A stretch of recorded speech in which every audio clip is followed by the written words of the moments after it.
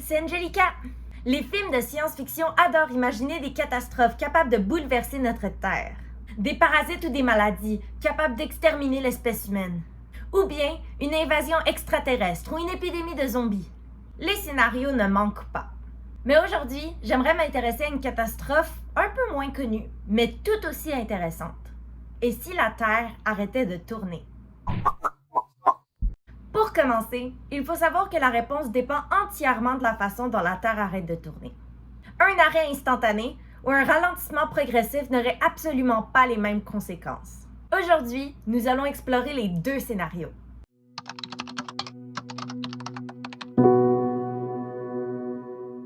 Imaginons le scénario le plus catastrophique. La Terre cesse de tourner en une fraction de seconde. À première vue, on pourrait croire que tout s'arrêterait en même temps. Pourtant, ce n'est pas du tout ce qui se produirait. C'est à cause d'un principe fondamental de la physique, appelé l'inertie. En effet, selon la première loi de Newton, un objet en mouvement a tendance à rester en mouvement tant qu'aucune force ne l'arrête. Un peu comme lorsqu'on arrête une voiture brusquement, notre corps a tendance à avancer même si la voiture s'est arrêtée. C'est précisément pour cette raison qu'on porte une ceinture de sécurité.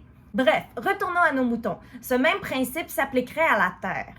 Si elle s'arrêterait soudainement, tout ce qui se trouverait à la surface de la Terre avancerait à la même vitesse à laquelle elle avançait. Autrement dit, même si la Terre arrêterait de tourner, tout ce qui n'est pas immobilisé ou ancré dans la Terre se mettrait à se déplacer à la même vitesse que la Terre se déplaçait avant son arrêt. Et cette vitesse, elle est loin d'être négligeable. À l'équateur, la Terre tourne actuellement à 1670 km/h, simplement parce qu'elle tourne sur elle-même. En comparaison, c'est plus rapide que la vitesse d'un avion de ligne. Résultat, les humains, les animaux, les voitures, les arbres, même l'eau et l'atmosphère avanceraient à une vitesse phénoménale vers l'est. Imaginez des vents dépassant largement la vitesse du son, balayant presque toute la planète.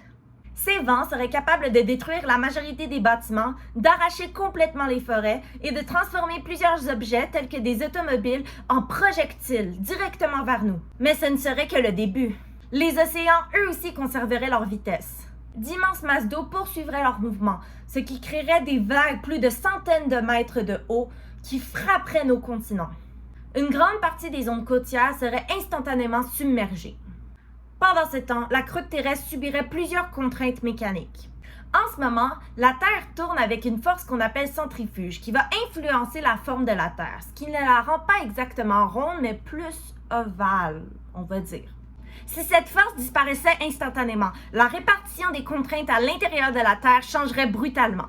Les scientifiques s'attendent donc à une augmentation importante des tremblements de terre, à une activité volcanique accrue et à des fractures se créant sur certaines zones de la croûte terrestre. Heureusement, un ralentissement progressif est beaucoup plus réaliste.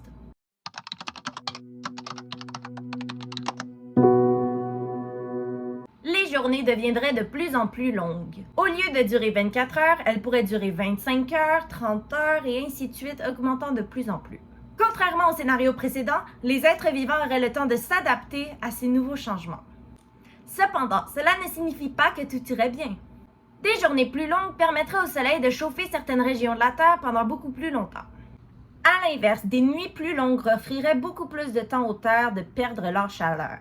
Les écarts de température entre jour et nuit deviendraient beaucoup plus importants qu'aujourd'hui. Cette température extrême aurait un impact sur les milieux naturels, les êtres vivants et les constructions humaines. En effet, des journées extrêmement chaudes suivies de nuits très froides auraient énormément de conséquences. Les hautes chaleurs auraient un impact sur la déshydratation, les coups de chaleur et les problèmes cardiovasculaires. Et les nuits froides, elles, peuvent provoquer de l'hypothermie. Beaucoup d'espèces ne supporteraient pas ces changements extrêmes. Certaines migreraient, d'autres disparaîtraient et d'autres évolueraient pour en devenir de nouvelles. Les périodes d'activité, de repos, de reproduction et ainsi de suite des animaux seraient également perturbées.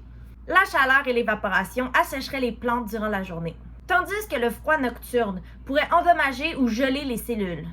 Les récoltes deviendraient plus difficiles et moins prévisibles. Et, à cause des longues journées chaudes, l'évaporation de l'eau serait un grand problème. Alors, imaginons que la Terre arrête de tourner dans des centaines de milliards d'années, mais qu'on continue de tourner autour du Soleil. Une journée durerait alors une année entière. Et la Terre deviendrait probablement plus autant habitable qu'elle l'est aujourd'hui. Donc, après avoir imaginé ce scénario, une question se pose. Est-ce que tel événement pourrait réellement arriver? Et la réponse est oui et non. Elle n'est pas si simple qu'on le pense. En réalité, la Terre ralentit déjà. Mais rassurez-vous, elle ralentit extrêmement lentement. La principale responsable est la Lune. Son attraction gravitationnelle crée les marées dans les océans. En se déplaçant, ces immenses masses d'eau vont frotter sur le fond des océans et sur les continents. Ce frottement agit comme un minuscule frein sur la rotation de notre planète. On appelle ce phénomène le freinage des marées. Résultat, la durée d'une journée augmente de 1,7 millisecondes par siècle. Ça peut sembler insignifiant, et ça l'est. Pour gagner près d'une seconde, il faudra attendre environ 60 000 ans. Les scientifiques ont pu démontrer cela grâce à l'étude de certains fossiles, notamment des coraux anciens qui conservent des traces de leur croissance quotidienne. En les analysant, ils peuvent estimer le nombre de temps que durait une journée il y a des centaines de millions d'années de cela. Par exemple, à l'époque des dinosaures, il y a 70 à 100 millions d'années de cela, une journée était beaucoup plus courte qu'elle l'était aujourd'hui. En effet, elle durait environ 23 heures, ce qui n'est pas beaucoup en comparaison. Autrement dit, la Terre tourne effectivement de plus en plus lentement, mais à un rythme tellement insignificatif qu'il n'aurait aucun impact sur la vie humaine. Alors, est-ce qu'un jour elle finira par réellement arrêter de tourner? Avec les connaissances scientifiques actuelles, la réponse est non, du moins pas dans un avenir prévisible. Pour arrêter complètement la rotation de la Terre, il faudrait lui enlever une quantité d'énergie extrêmement colossale. Cette énergie est tellement immense qu'aucun phénomène connu n'est réellement capable de l'arrêter. Même l'impact d'un gigantesque astéroïde tel qu'on verrait dans les films, capable d'extincter complètement tous les vivants sur la Terre, ne serait pas capable d'empêcher la Terre de tourner. C'est sûr qu'elle va avoir un impact sur la vitesse de rotation de la Terre, mais certainement pas capable de l'arrêter. En d'autres mots, l'idée que la Terre arrêterait de tourner un jour appartient surtout au domaine de la science-fiction. Le véritable défi auquel il faut porter attention bien avant cela, c'est l'évolution du Soleil, ou est-ce qu'elle deviendra une géante rouge. Mais ça, c'est une histoire pour une autre vidéo. Merci d'avoir écouté la vidéo! Si elle t'a plu, n'hésite pas à liker, t'abonner et partager avec tes amis. Laisse-moi un commentaire si tu as une question ou une idée de prochaine vidéo que tu aimerais que je fasse. À très vite pour une prochaine vidéo! Bisous!